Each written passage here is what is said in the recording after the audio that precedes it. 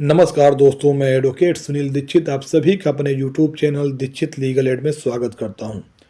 Virtual court में चालान कटने के कितने दिन के अंदर चला आता है? कोई लिमिटेशन है इसकी? जी हाँ, जब भी किसी का चालान होता है, चालान होने के बाद पुलिस को उस चालान को एक टाइम लिमिट के अंदर कोर्ट में भेजना होता है। अब कोर्ट से मतलब यह है कि आजकल जो ट्रैफिक पुलिस का जो मामला है, ज़्यादातर जो राज्य हैं वर्चुअल कोर्ट से जुड़ गए हैं। तो सबसे पहले चालान कटने के बाद वर्चुअल कोर्ट में ही भेजा जा रहा है।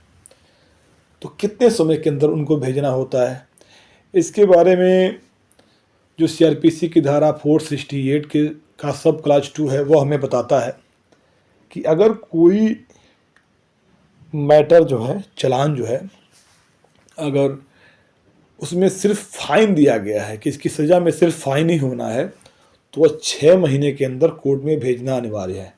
कोर्ट में से मेरा मतलब यह है कि वर्चुअल कोर्ट में भेजना अनिवार्य है।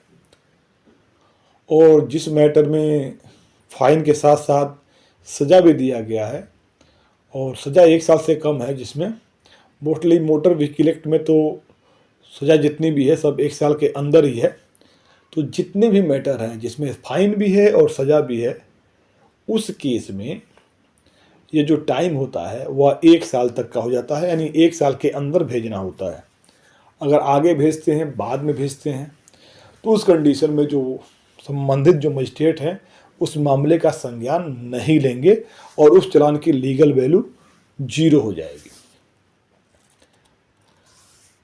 उदाहरण के तौर पर समझ लेते हैं, जैसे कि ओवर स्पीडिंग का जो मामला है उसमें सिर्फ फाइन है, तो उस ओवर स्पीडिंग के चालान को होने के 6 महीने के अंदर पुलिस को कोर्ट में भेजना होगा।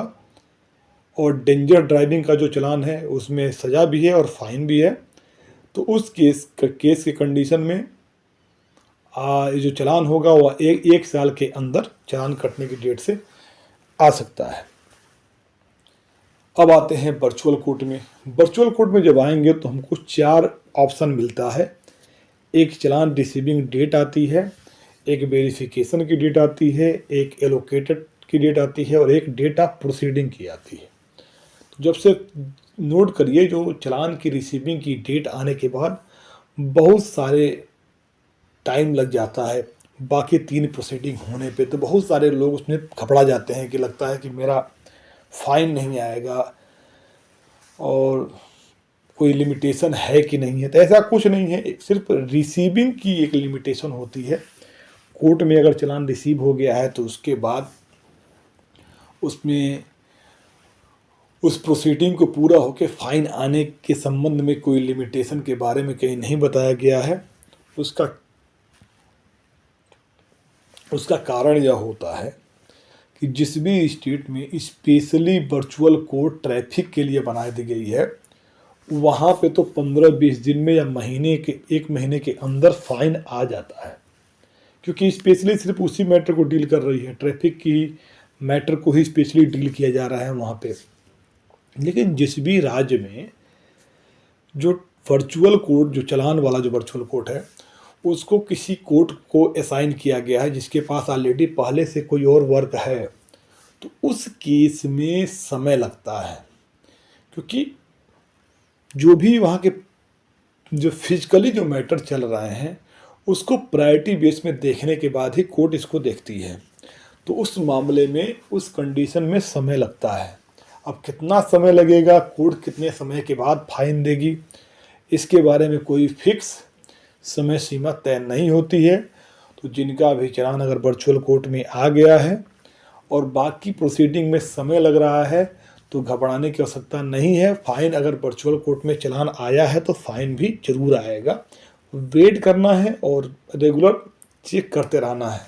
इन केस किसी की अगर अर्जेंसी आ जाती है, जैसे डॉक्यूमेंट किसी को रिन्यू करवाने हैं या किसी को गाड़ी सेल करनी है, इस कंडीशन में फ़ाइन अगर नहीं आ रहा है तो आप रेगुलर कोर्ट में जाके अपने मामले को डिस्पोज करवा सकते हैं, ख़त्म करवा सकते हैं।